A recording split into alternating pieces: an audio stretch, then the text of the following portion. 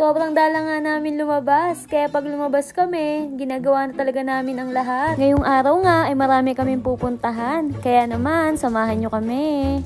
Alis kami today at hindi ito mawawala. Kuha lang ako ng mga 2 pieces ng panty liner. Masyado siyang bulky pag ilalagay ko sa bag. Ganyan talaga ako, lagi ako may baong panty liner pag umaalis. Let's go!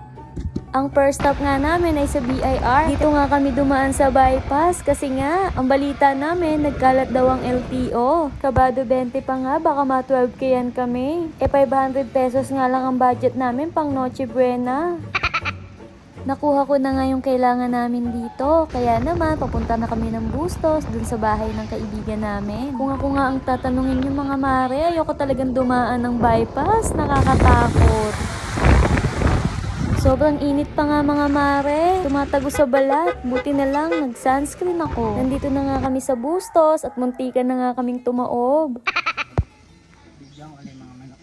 Ito nga pala yung business ni MJ, kaya kung interesado kayo sa manok panabong, mag-message lang kayo. Pabalik na nga kami ng Malolos niyan. Ang next stop sana namin ay sa Nails and Toes. Kaya lang, anong oras na? Sa loob kasi kami dumadaan kasi nga iniiwasan namin ng LTO. Kahit kasi kumpleto ka naman, hahanapan ka niya ng violation. Eme!